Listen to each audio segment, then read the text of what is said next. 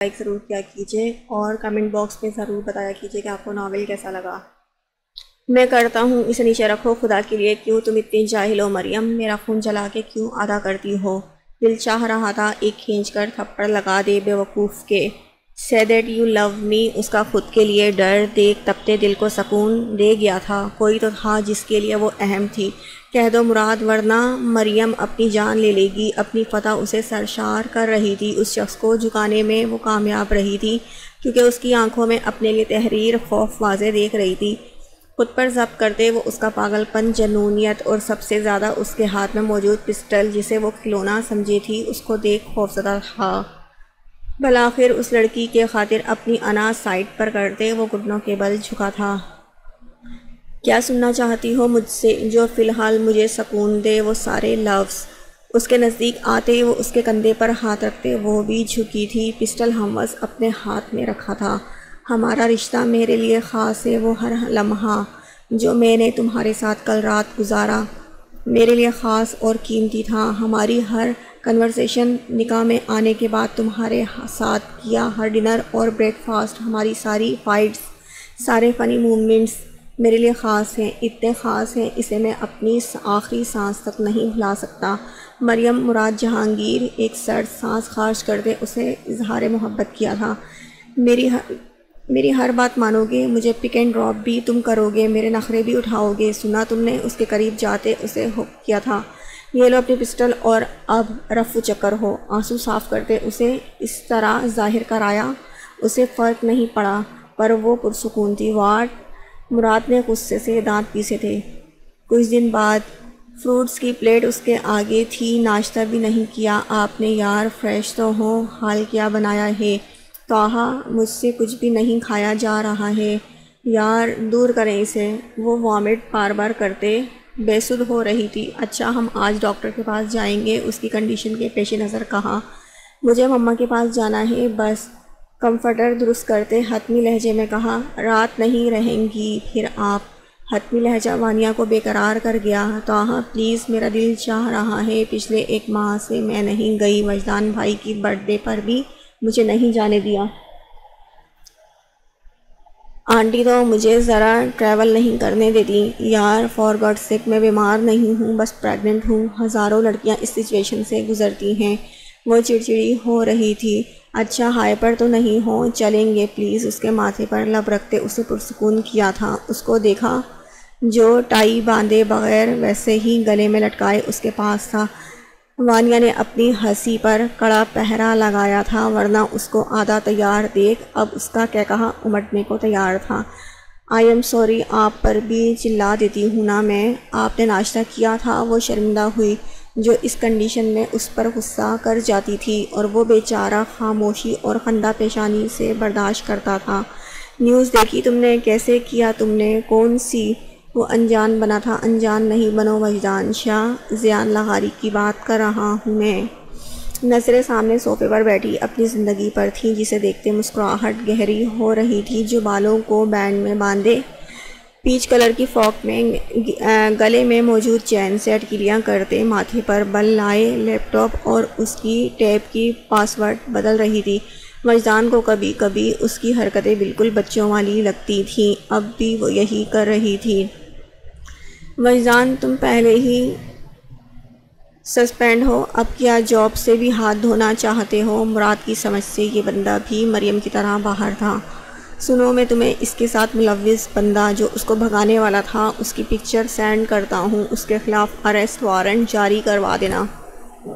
تو تم خود کرو، وہ تپتے ہوئے بولا۔ میرے سسپینڈ پیریڈ پرسوں ختم ہو رہا ہے، ورنہ تم جیسے کی ضرورت نہیں پڑنی تھی۔ سنا تم نے؟ اب دماغ نہیں کھاؤ تم، مجھے شدید زہر لگ رہے ہو اس وقت، ڈونٹ ڈسٹرب می۔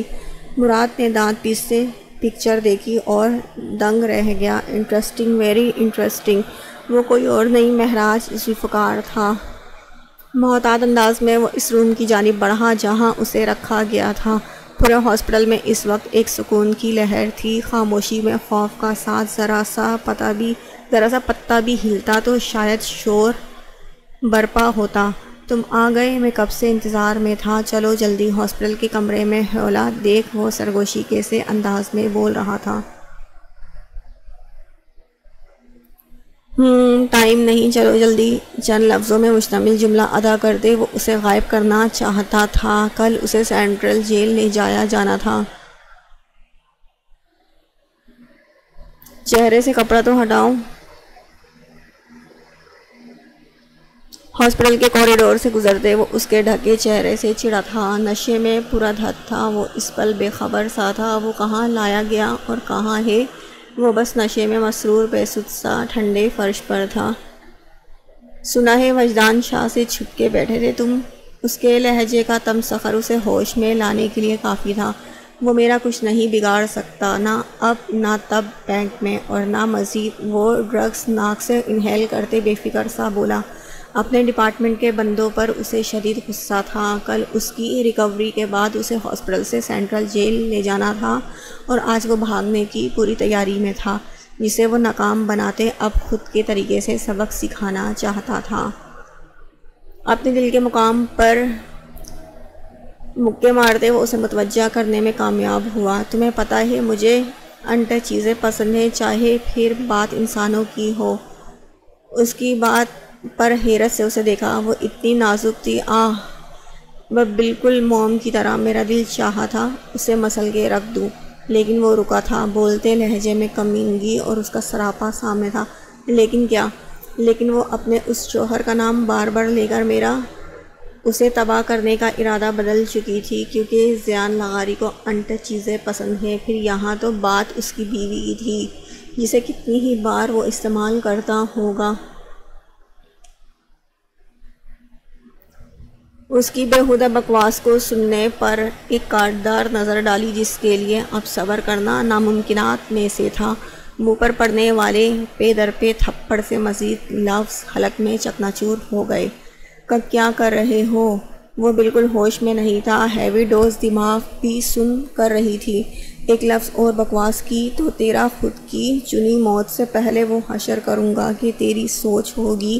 اس کی دھاڑ سے تیزی سے فوری اس نے بند آنکھیں کھولنے کی کوشش میں تیز روشنی سے چندے آتے اسے غور کیا۔ وجدان شاہ ہوش کی دنیا میں آنا تو مشکل تھا، پر وہ فرش سے سرکتے اس کی پہنچ سے دور ضرور ہوا تھا۔ بھاگنے کی پوری پلاننگ تھی تیری۔ افسوس، برا ہوا میرے ہتھے چڑھ گئے۔ تو میرا کچھ نہیں بگاڑ سکتا، خود کو تسلی دیتے وہ سرکتے مزید پیچھے ہوتے دیوار کے ساتھ لگ چکا تھا۔ موت سامنے ہے، پھر بھی نڈر اور اوور کانفیڈنس امپریسو۔ تجھے پتہ ہے اپنی بیوی کے معاملے میں بھی کتنا کمینہ ہوں۔ تو نے اس سے ان غلیظ ہاتھوں سے چھوا۔ سرد لہجہ اس کا خون گردش کرتے جیسے رکا تھا، وہ ہل بھی نہیں پا رہا تھا۔ انستھیزیا کی ہیوی ڈوز اور ڈرگس اسے دے چکا تھا، جس کا اثر شاید ہونا شروع ہو گیا تھا۔ میں نے اسے کچھ نہیں کیا تھا، شاہ چھوڑ دے مجھے۔ وہ لمحے میں اس کے ہاتھ میں موجود تیز دھار والا چاقو دیکھ کر موت کے خوف میں مبتلا ہوا تھا۔ تو نے اسے تکلیف دی تھی۔ گھٹنوں کے بل اس کے برابر بیٹھا تھا۔ لائٹر سے اس چاقو کی نوک گرم کی، یہاں تک کہ وہ تپتے اسے سرخ سی لگی تھی۔ اس کا ارادہ بھانپتے وہ خوفزدہ تھا۔ اس کی پرواہ کیے بغیر وہ اس کے کندھے کو جلد پر لگا چکا تھا۔ جلد جلنے سے اس کی آہیں اور چیخیں بلند ہوئی تھیں۔ تجھے چیخیں پسند ہیں اور مجھے اس پل تیری تڑپ پرسکون کر رہی ہے۔ یہ تو میری بیوی کی تکلیف کا حساب تھا، اب باقی حساب دینے کے لیے تیار ہو۔ جانتے بھی ہو موت کی تکلیف تمہاری ان ناقص ادویات سے کتنی جانیں گئیں۔ آج رات موت کو قطرہ قطرہ رگوں میں اترتی محسوس کرنا تو شاید اندازہ ہو تجھے موت کی تکلیف کا۔ وہ بے سدھ ہاتھ پر تکلیف محسوس کر رہا تھا، بالکل ویسی جیسے لمس نے کی تھی۔ تم نفرت کے قابل ہو جنگلی انسان۔ وہ اس کی آنکھوں میں جھانکتے ہمت کر رہا تھا، جو ناممکنات میں سے تھا، کیونکہ دماغ کا انکانشیس لیول کو کانشیس لیول پر لاتے تکلیف محسوس ہونے کے سگنل دے رہا تھا۔ میں جانتا ہوں، hate me because I am dangerous. اپنا جملہ ادا کرتے اس کا بے سدھ وجود اٹھایا تھا اور صفائی سے ہاسپٹل روم میں پہنچا چکا تھا، جہاں چند لمحوں بعد زہریلے ڈرگس انہیل کرنے سے اس کے لنگس پوری طرح ڈیمیج قرار دیتے ڈاکٹر نے اس کی پری پلان ڈیتھ کو خودکشی کا نام دے دیا تھا۔ فون بیڈ پر پھینکتے وہ اس کی طرف بڑھا۔ لیپ ٹاپ اس کی گود سے نکالتے خود وہ اس کی گود میں سرک چکا تھا۔ وہ اس افتاد پر بری طرح بھوکلائی تھی۔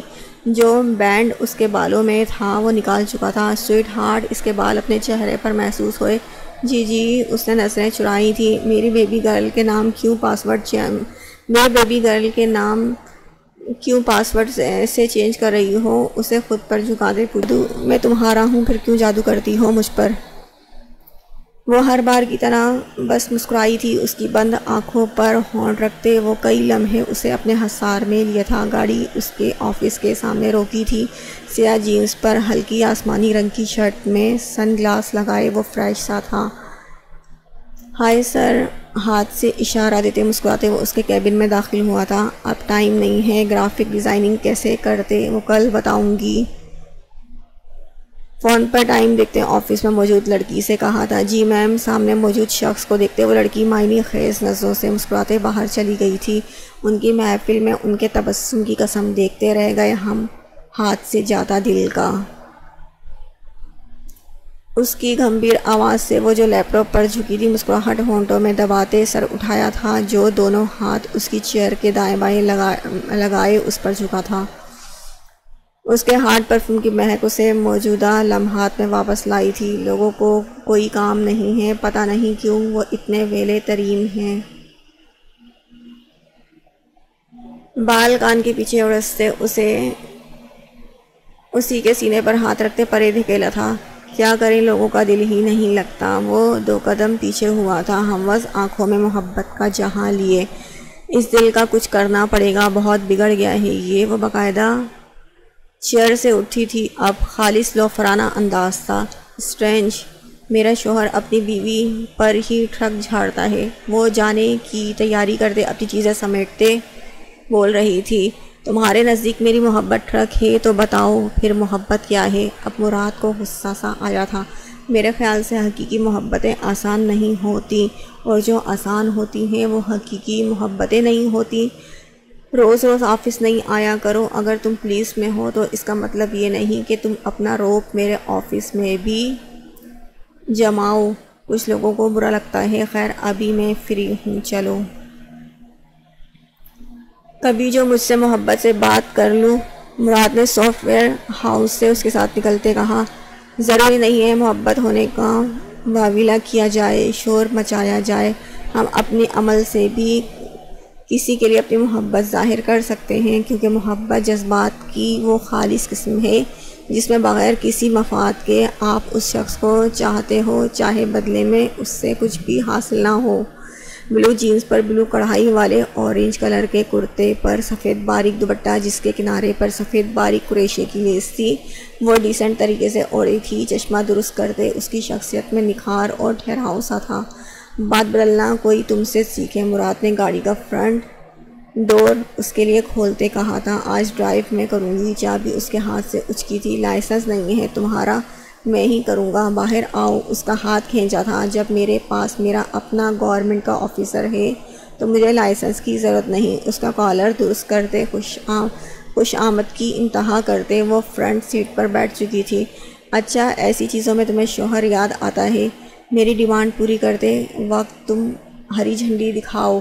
واہ، یہ کہاں کا انصاف۔ رائٹس دو، باہر آؤ فوری۔ تم بیٹھ رہے ہو یا یہیں چھوڑ کے چلی جاؤں؟ پھر رکشوں اور بسوں میں خوار ہوتے رہنا۔ اسٹیئرنگ پر ہاتھ دھرے اپنی سائیڈ کا شیشہ نیچے کرتے اسے دھمکی دی تھی۔ ناچار اسے بیٹھنا پڑا تھا۔ اس گزشتہ 1 سال میں ان کے درمیان بہت کچھ بدل چکا تھا۔ معراج کے گرفتار ہونے سے مریم کو دلی خوشی محسوس ہوئی تھی۔ مراد کی محبت اپنے لیے محسوس کرتے بس وہ تنہائی میں مسکراتی تھی، مگر اسے بتا کر وہ کبھی بھی اسے خوش فہم نہیں کرنا چاہتی تھی۔ اس پر مسکراتی نظر ڈالی تھی۔ سفید رنگ کے ڈھیلے ڈھالے سے کپڑوں پر بڑی سی سندھی کڑھائی والی بلو شال اسے اپنے وجود کو ڈھکے وہ گرے آنکھوں والی لڑکی مزید حسین ہو گئی تھی۔ اس سادہ سے حلیے میں بھی وہ حسن کی مثال لگ رہی تھی، یا شاید اس میں آئی تبدیلی کا اثر تھا۔ میں ابھی کچھ ٹائم پہلے آپ کو ہی مس کر رہی تھی آپ ہی۔ وہ مسکراتے فوری سے لاؤنج میں ان کی طرف بڑھی جہاں وہ ابھی کچھ ٹائم پہلے آئی تھی۔ آرام سے لمس اس کی تیزی دیکھ صدف نے گھبراتے ٹوکا تھا، جس کی ڈیلیوری کے بس لاسٹ ڈیز چل رہے تھے۔ جی مما، وہ شرمندہ ہوئی جو اسے انسٹرکشنز دیتی رہتی تھی۔ صوفے پر اس کے ساتھ بیٹھے وہ اس کے حال چال پوچھنے کے بعد بیبی کی طرف متوجہ ہوئی تھی۔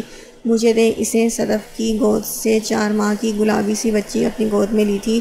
یہ مزید کیوٹ ہو گئی ہے، میرا گلابی بچہ۔ اس کے ہاتھ کتنے چھوٹے، وہ جب بھی یہاں آتی تھی لمس بس پاگل ہو جاتی تھی۔ اب بھی اسے چومتے ہر بار کی طرح وہ کچھ نہ کچھ بولتی جا رہی تھی۔ تم پر گئی ہے نا؟ والیہ نے مسکراتے اسے دیکھا جو خود ان خوبصورت مراحل سے گزر رہی تھی۔ مجھے بے چینی سے انتظار ہے اس لمحے کا۔ اس کی گمبھیر سرگوشی اپنے آس پاس محسوس ہوتے وہ جی جان سے شرمائی تھی۔ تم کو چاہنے کی وجہ کچھ بھی نہیں، عشق کی فطرت ہے بے وجہ ہونا۔ اللہ، یہ میرا روم ہے آنٹی، آپ نے کیا کھا کر اسے پیدا کیا تھا؟ اتنا ill mannered میرا شوہر ہے۔ روم میں داخل ہوتے بری طرح سر چکرایا تھا۔ بیگ صوفے پر پھینکتے اس کا غصے سے برا حال ہو گیا تھا۔ صبح پورا روم صاف ستھرا کرتے آفس گئی تھی، لیکن اب وہی روم اسے ایسا منظر پیش کر رہا تھا جیسے جن ناچ کر گئے ہوں۔ ساری بیڈ شیٹ بیڈ سے نیچے تک پہنچی تھی، گیلا ٹاول صوفے پر پڑا تھا، بکھرا ڈریسنگ کل اس کی 3 سے 4 جینز شرٹ اس نے استری کی تھی، پریس کی تھی، جو اس ٹائم ساری ہینگر سے باہر صوفے پر بکھری پڑی تھی۔ مراد، کیوں چلا رہی ہو؟ آتے ساتھ وہ کان میں انگلی مارتے اندر داخل ہوتے انجان بنا تھا۔ واٹ از دس؟ وہ ہاتھ سے چاروں اطراف اشارہ کرتے آگ ببولا ہوئی تھی۔ کیا؟ وہ انجان بنا۔ سارا روم صاف کرو گی تم؟ نہ میں تمہارے کپڑے پریس کروں گی، نہ ہی کوئی کام کروں گی، نوکر سمجھائے مجھے۔ اگر میں اپنی رسپانسبلٹیز اپنی ٹف روٹین میں بھی انجام دے رہی ہوں تو تمہیں بھی خیال کرنا چاہیے۔ گاڑی ہمیشہ 2 پہیوں سے چلتی ہے، ایک سے نہیں۔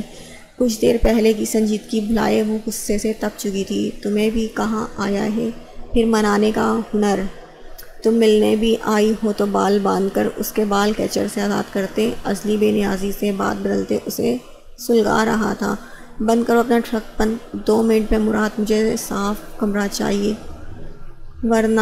انگلی سے وان کرتے اسے دھمکایا تھا۔ تم میری بات مانتی ہو؟ جاؤ، نہیں کر رہا۔ کیا کرو گی؟ مراد، تم کیوں اتنے بدتمیز ہو؟ کہیں سے بھی مجھے تم ایک سینئر پولیس والے نہیں لگتے۔ تمہارے محکمے پر تو ہے، چلو جو تمہیں برداشت کرتا ہے۔ اس کی شان میں قصیدے پڑھتے وہ تھکی ہوئی سی پہلے پیر پٹکتے ساری چیزیں سمیٹ رہی تھی۔ جان، تمہیں جلد جیل لے جا کر ثبوت دوں گا۔ وہ پھر بھی ڈھٹائی کا ہی مظاہرہ کر رہا تھا۔ بہت مشکل سے ابھی سوئی ہے، تنگ نہیں کرے۔ اس کو نیند میں چومتے ٹوکا تھا۔ یار، میں جب بھی آؤں یہ سوئی ہوئی ہوتی ہے۔ وہ خاصا تپا تھا۔ Talha, same time you behave like a baby, اور لمس وہ بھی کچھ ایسی ہی ہے۔ مسکراتے اس کا کارڈ صوفے سے اٹھاتے وہ ہینگ کرتے لمس کو بھی سوچتے بول رہی تھی۔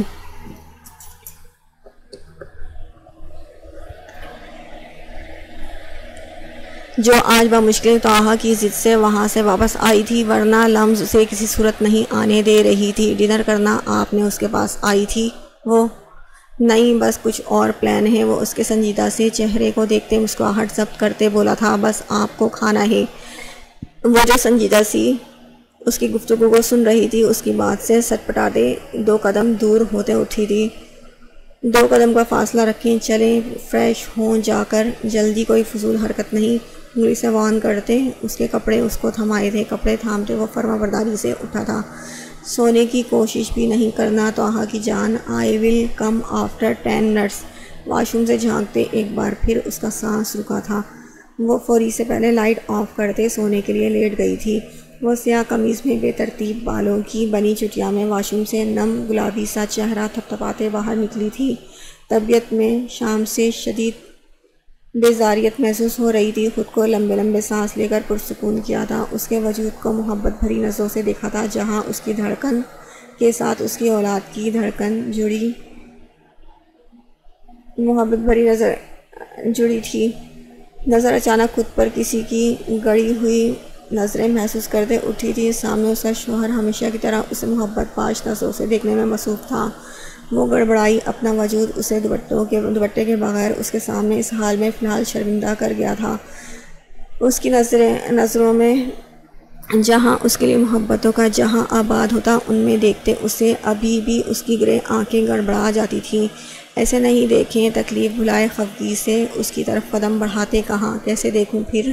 مسکراتے اسے تھامنے کے لیے اپنی جگہ سے اس نے بھی قدم بڑھائے تھے۔ میری روح میں جو اتر سکے وہ محبتیں مجھے چاہیے، جو سراب ہو نہ عذاب ہو وہ رفاقتیں مجھے چاہیے۔ ٹھیک ہو تم؟ اسے خود سے لگائے اس کے بال چومتے فکر مندی سے پوچھا تھا۔ کف لنکس کھولتے شرٹ کے بٹن کھولے تھے۔ میں فریش ہو کر آتا ہوں، پھر کچھ ٹائم گارڈن میں واک کرتے ہیں۔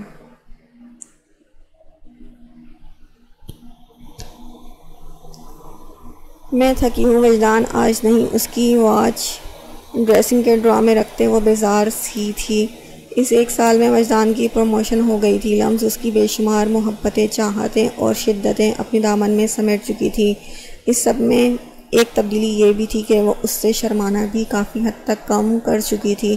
اچھا تم لیٹو، کچھ کھایا تھا تم نے؟ کبرڈ سے سبز ٹی شرٹ نکالتے صوفے پر رکھی تھی۔ ڈنر کیا تھا پلیز؟ میرا اب بالکل دل نہیں ہے۔ وہ آہستہ سٹیپ لیتے بیڈ تک گئی تھی، گیلے بال ہاتھوں سے سنوارتے، روم کی لائٹ آف کرتے سائڈ لیمپ آن کیا تھا۔ وہ بیڈ پر آیا تھا جہاں وہ کچھ سوچ رہی تھی۔ کیا سوچ رہی ہو؟ اس کو اپنے حصار میں لیتے اس پر اور خود پر کمفرٹر درست کیا تھا۔ وجدان اس کے ہاتھوں میں اپنی انگلیاں الجھاتے بلایا تھا۔ جی، اس کی حرکت پر مسکراتے اس کا ہاتھ ہونٹوں کے قریب کیا تھا۔ اگر میں ان سب میں مر گئی تو؟ وہ ٹرانس کی کیفیت میں بول رہی تھی۔ وہ جو اس کا سرخ و سفید ہاتھ دیکھ رہا تھا، جو اس کنڈیشن کی وجہ سے تھوڑا سا سوجن لیے ہوا تھا اور ارتکاز ٹوٹا تھا۔ واٹ، تم کیا کیا سوچتی ہو لمز؟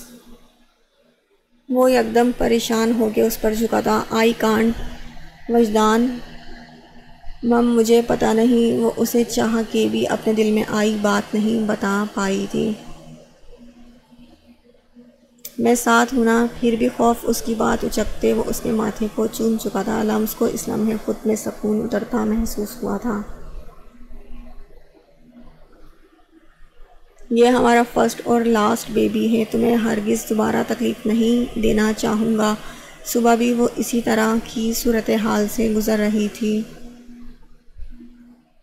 آئی لو یو وجدان، مجھے آپ کے ساتھ رہنا ہے، مجھے اپنی اولاد کو محسوس کرنا ہے۔ اس کی سینے میں آنسو لائے وہ چھپی سی تھی۔ بس ایسے کیوں ریئیکٹ کر رہی ہو؟ میں ہر لمحہ تمہارے ساتھ ہوں، کہو گی تو تمہارے ساتھ ڈیلیوری کے دوران بھی ساتھ ہوں گا۔ اس کے براؤن بالوں میں انگلیاں چلاتے سنوارے تھے۔ چند لمحے بعد وہ اسے سوچوں میں چھوڑ کر گہری نیند میں سو چکی تھی۔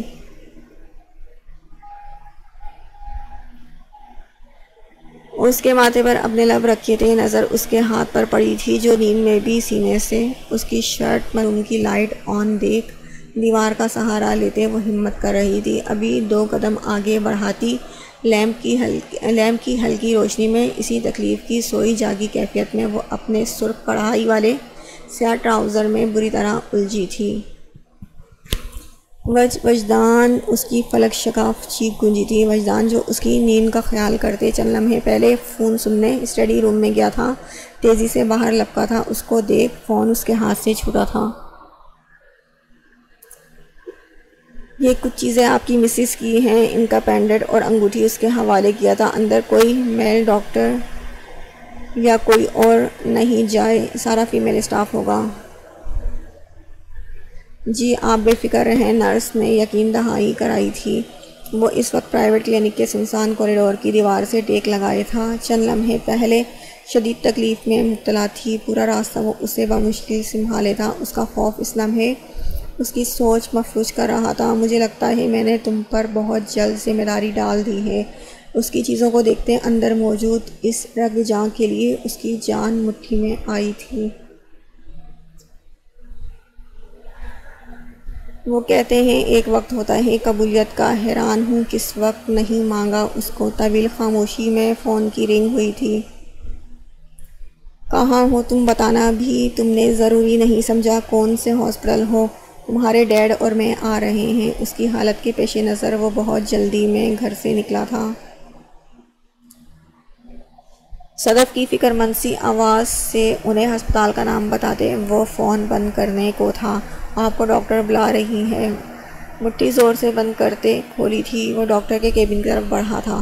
ٹھیک 25 منٹ بعد وہ ڈاکٹر کے کیبن سے نکلا تھا۔ اس کی آنکھیں اور چہرے سے کوئی اندازہ نہیں لگا سکتا تھا وہ اس لمحے ضبط کے کس امتحان سے گزر رہا ہے۔ چہرہ بے تاثر تھا۔ ٹھیک ہے وہ صدف کی اپنے قریب پریشان آواز سے ہوش میں آیا تھا۔ کیوں چھپایا آپ دونوں نے مجھ سے؟ وہ کرب کی انتہا پر تھا۔ وہ ایسے میں انجان رہا تھا۔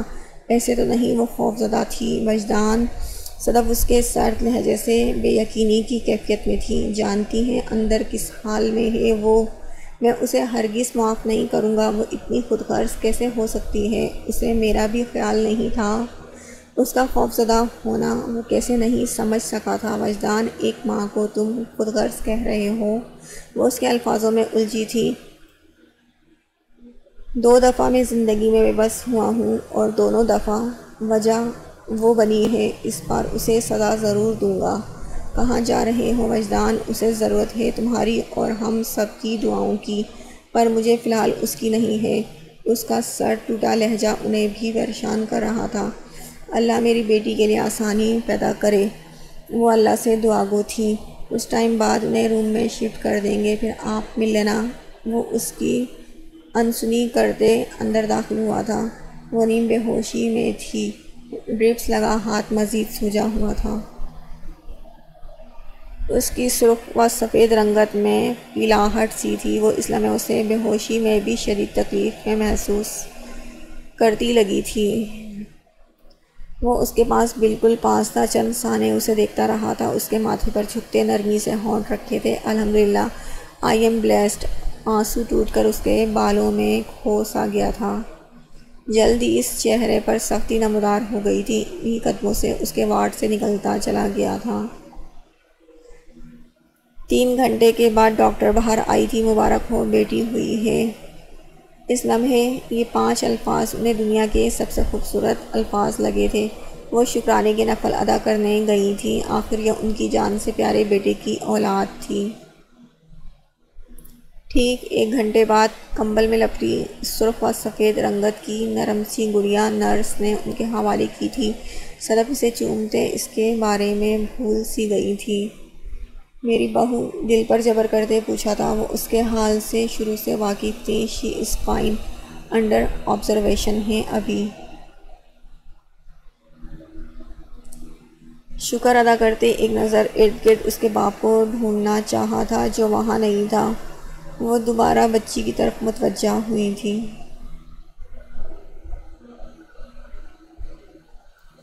لمس تم پر ہے، بہت پیاری ہے۔ اس کی آنکھیں بھی تم پر ہیں۔ وانیہ کی مسکراتی آواز مندی کھولتی آنکھیں کھولتے اس کے کانوں سے ٹکرائی تھی۔ وہ کچھ دیر پہلے طلحہ کے ساتھ ہاسپٹل آئی تھی۔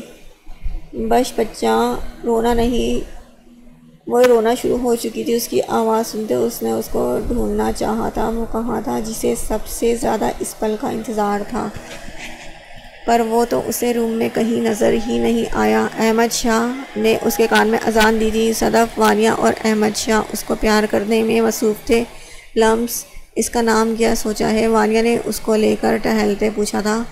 اس کے بابا نے سوچا ہوا ہے، آپ بھی عنایا وجدان شاہ، وہ دہراتے مسکرائی تھی۔ کیوٹ، بالکل اس کے جیسا۔ ویسے وجدان بھائی ہیں کہاں؟ مجھے تو وہ نظر ہی نہیں آئے۔ لمس نے صدف کی جانب دیکھا تھا۔ عنایا اس کے دوبارہ رونے پر صرف اسے اس کی ماں کے قریب لائی تھی۔ مما، وجدان نکاحت زدہ آواز سنتے صدف نے اسے کوسا تھا، جو اس لمحے وہاں اس کے پاس نہیں تھا۔ لمس، اسے گود میں لو۔ ماما وجدان کہاں ہے؟ اس کی سوئی وہیں اٹکی ہوئی تھی۔ یہی ہے، اسے میں بھیجتی ہوں۔ اسے بمشکل بہلاتے، سہارا دیتے، بچی اس کے حوالے کرتے وہ ہدایات دے رہی تھی، لیکن وہ اس لمحے وہاں ہوتی تو کچھ سنتی نہ۔ اگر تم نہ آئے تو میں وعدہ کرتی ہوں وجدان، تمہیں دوبارہ اس سے ملنے نہیں دوں گی۔ سن لو اور سمجھ لو بھی میری بات۔ اسٹیئرنگ پر اپنی گرفت مضبوط کرتے اس نے ہاسپٹل کا رخ کیا تھا۔ شام کے سائے کچھ لمحے بعد اپنے پر پھیلانے کو تھے۔ باہر کے موسم کی خوشگواریت محسوس کرتے وہ روح میں سکون اترتا محسوس کر رہا تھا۔ وہ ٹیرس پر ریکنگ کے قریب کھڑی گرم کافی گھونٹ حلق میں اتارتے گزرے ایک سال میں اپنی زندگی کی خوبصورت سوچ رہی تھی۔ اب خود بخود مسکرا رہے تھے۔ کچھ فاصلے زندگی کے لیے بہترین ہوتے ہیں۔ لب خود بخود مسکرا رہے تھے۔ کچھ فیصلے زندگی کے لیے بہترین ہوتے ہیں۔ یہ اندازہ اسے اس سال میں بخوبی ہو گیا تھا۔ کبھی کبھی یقین نہیں آتا تھا وہ ایک عام سی لڑکی کسی کے لیے خاص ہو سکتی ہے۔ کبھی تو پہلی ملاقات کی طرح بچھڑا ہی رہتا ہے، کیوں حالت کی طرح۔ وہ ایک شخص جو جان سے پیارا لگے۔ وقت تو دیتا ہے مگر خیرات کی طرح۔ وہ ان سب میں کھوئی تھی جب اسے اپنے پیچھے محسوس کیا تھا۔ وہ دونوں ہاتھ ریکنگ پر لٹکائے اسے اپنے حصار میں لے چکا تھا۔ آئی لو یو اپنے کندھے پر اس کا لمس محسوس کرتے وہ اس کے حصار میں پلٹی تھی۔ تھینک یو ہر بار کی طرح وہ جواب دیتے مسکرائی تھی۔ مجھے جواب کب ملے گا؟ اس کے ہاتھ سے اس کی آدھی بچی کافی لیتے وہ ریکنگ سے ٹیک لگائے اسے نظروں کے حصار میں لیے اب کپ سے کافی کے گھونٹ بھر رہا تھا۔ شاید کبھی بھی نہیں۔ لاپرواہی سے کندھے اچکائے تھے۔ میری سادگی دیکھو، میں نے محبت میں اظہار کا ڈپارٹمنٹ صرف تمہیں دیا ہے۔ تمہیں تو خود کو خوش قسمت سمجھنا چاہیے۔ خالی کپ اس کے ہاتھ سے لیتے وہ پاس پڑی چیئر پر رکھا تھا۔ تم نے مجھ سے گن پوائنٹ پر اظہار کروایا تھا، وہ خاصا بدمزہ ہوا تھا۔ تمہیں میں پہلے ہی اچھی لگتی تھی مراد جہانگیر، گن پوائنٹ تو بس بہانہ تھا، وہ اترائی۔ ان سب میں اس کے تیکھے سے ناک میں موجود ایک باریک سا نگ اس کی فرمائش پر ناک کی زینت بنایا۔ جگمگاتا نگ ہمیشہ اس کی توجہ کھینچتا تھا۔ اس کی باتیں نظر انداز کی تھی اور 2 قدم بڑھ کے اس کے ناک کو ہونٹوں سے چھوا تھا۔ وجدان مجھ سے آگے نکل گیا ہے، ہم کب ترقی کر رہے ہیں؟ مریم اسے اپنی طرف کھینچتے سنجیدگی سے پوچھا تھا۔ وہ پہلے اس کی بات سمجھنے کی کوشش میں تھی لیکن سمجھتے کچھ سوچ کر مسکرائی تھی۔ جان، وہ بھی اتنی سنجیدگی سے بولی تھی جبکہ مراد اس طرز مخاطب پر حیران کن ہوا تھا۔ قسم سے میرے پاس بیبی ایپ نہیں ہے جس میں آپ کو کھیلنے کے لیے ایک عدد بیبی انسٹال کر دیتی۔ مریم کی مسکراتی آواز سے مراد نے دانت کچکچائے تھے۔ سیدھا جواب کبھی تم سے مجھے ملا ہے؟ اس کی کسی بھی بات پر شرمانا تو شاید اس نے سیکھا ہی نہیں تھا۔ اس کی حاضر جوابی والی عادت سے وہ تنگ تھا۔ تو اب تم خود سوچو یار، حد ہے، جب اللہ کو منظور ہوگا ہو جائے گا۔ کبھی ہمارے درمیان ہوتی پیار محبت والی گفتگو میں تم سنجیدگی لے آتی ہو۔ میں کبھی کبھی سوچتی ہوں گھر میں ٹھہرا شوہر بھی دوسری ساس کے برابر ہوتا ہے۔ تم مجھے اتنا تنگ کرتے ہو مراد۔ میرا دھیان کبھی پیار محبت کی طرف گیا ہی نہیں۔ چند لمحے وہ اس کی حسرت دیکھتی رہی تھی۔ چلو پھر بتاؤ کیا سننا چاہتے ہو تم؟ اس کی گردن میں دونوں بازو حائل کرتے ایک احسان کرتے پوچھا تھا۔ تمہیں مجھے منانے کے ہنر کبھی نہیں آ سکتے مریم، اسے خود سے دور کیا تھا۔ پیارے شوہر بہت شکوے ہیں تمہیں مجھ سے، اور اب کیا کر سکتی ہوں؟ تم چاہو تو دوسری شادی کر سکتے ہو۔ اس کی بات سے صورت سے اس کی آنکھوں میں جھانکا جہاں سنجیدگی ہی تھی۔ تمہیں کوئی اعتراض نہیں؟ جلنا تو دور، وہ خود سے آفر کر رہی تھی۔ بالکل نہیں، مجھے کیوں ہوگا؟ جب اسلام نے 4 کی اجازت دی ہے تو میں کون ہوں؟ واقعوں پر کڑوے گھونٹ بھرتی رہ گئی تھی۔ صدف، وانیہ اور احمد شاہ اس وقت اس کے پاس کوئی نہیں موجود تھا۔ دیکھ رہی ہو انایا، آپ کے بابا مما سے ملنے بھی نہیں آئے۔ اس کی گود میں لیتے وہ اس وقت دنیا جہاں کا سکون محسوس کر رہی تھی۔ ویلکم مائی لو۔ اس کی گود سے اس کو لیا تھا، وہ اندازہ نہیں کر سکی وہ کب اندر آیا ہے۔ وجدان، ہم مجھے تو دے اسے۔ وہ کافی لمحات سے سرد رویہ اپنائے اپنی بیٹی کے ساتھ مصروف تھا۔ لمس کو اب اس کی اگنورنس پر رونا آیا تھا۔ وجدان، نہیں کرے میرے ساتھ۔ آنسو اب تیزی سے گال پر لڑک آئے تھے۔ اس کے آنسو اس کی حالت اسے پگھلنے پر مجبور کر رہی تھی۔ بیبی کاٹ میں ڈالتے وہ اس کے روبرو ہوا تھا۔ اس کو دیکھا جو ہاسپٹل کے سفید سوٹ میں تکلیف دبائے اور مشکل تکیے سے ٹیک لگائے بیٹھنے کی صحیح کیے ہوئی تھی۔ کیوں کیا میرے ساتھ ایسا تم نے؟ اس کی سختی افورڈ کرنے کی حالت میں وہ ہرگز نہیں تھی۔ ضبط کرتے وہ فوری اس سے دور ہوا تھا۔ شاہ، میں آپ کو ہرٹ نہیں کرنا چاہتی تھی، وہ روتے ہوئے بولی تھی۔ تم مجھے ہرٹ نہ کرتے، ہرٹ کر چکی ہو لمس۔ میری بات تو سن لے۔ نہیں سننی مجھے۔ Just shut your mouth. Mrs Wajdan اتنے غصے میں بھی اپنی ذات کے ساتھ اس کا حوالہ دینے پر وہ روتے میں بھی مسکرائی تھی۔ کبھی کبھی آپ پر بہت زیادہ والا پیار آتا ہے مجھے مسٹر شاہ، وہ اس کی بات سے بے نیاز ہنستے ہوئے بولی تھی۔ مذاق سمجھ رہی ہو تم؟ وہ دھاڑا تھا۔ لمس خوفزدہ ہوئی تھی۔ اسے آج اپنے معاملے میں وہ پھر سے وہی شدت پسند وجدان نظر آیا تھا۔ تمہاری جان جا سکتی تھی۔ گاڈ ڈیم اٹ، تمہیں میرا کبھی احساس نہیں ہوا؟ کبھی بھی ہوا؟ مجھ سے اتنی بڑی بات تم نے چھپائی۔ وہ خود پر ضبط کیے تھا وجدان، وہ بے بس ہوئی تھی۔ مجھے نہیں بلاؤ لمس، آئی جسٹ۔ خود کو سخت الفاظ کہنے سے وہ باز رکھ رہا تھا۔ میں ٹھیک ہوں، ہماری بیٹی بھی ٹھیک ہے، مجھے اللہ پر یقین تھا۔ ہاں بس خوفزدہ ضرور تھی۔ مجھے بے رخی نہیں دکھائیں، میری کنڈیشن کا خیال کریں پلیز۔ اس کے بازو سے ماتھا ٹکائے وہ روتے بے حال سی ہو رہی تھی۔ آپ کی بیوی کے کیس میں کافی کمپلیکیشنز تھیں، یہ بیبی بھی وہ کنسیو نہیں کر سکتی تھی۔ ہم نے انہیں وارن کیا تھا لیکن وہ بضد تھی، اوپر سے وہ منہ کے بل گری ہیں۔ فیکٹ از فیکٹ، کچھ بھی ہو سکتا ہے۔ Be prepare yourself. Doctor کی کیبن میں اس کے قدموں تلے سے زمین نکلی تھی۔ Doctor save her please. دونوں میں سے ایک، وچ ون مسٹر وجدان؟ ایک روح کو سکون تھی تو دوسری وہ جس کے خواب اس نے سجائے تھے۔ چند سانحے وہ سوچتا رہا تھا۔ میں دونوں میں سے کسی ایک کو نہیں چن سکتا ڈاکٹر، ہرگز نہیں۔ یہ معاملہ اس کی سوچ سے باہر تھا اور ذمہ دار وہ اسے سمجھ رہا تھا جو اسے اس موڑ پر لائی تھی۔ میں آپ کی حالت سمجھ رہی ہوں، پھر بھی آپ کو یہاں سائن کرنے ہوں گے۔ وہ پروفیشنلی انداز میں اس کے آگے پیپر رکھ چکی تھی۔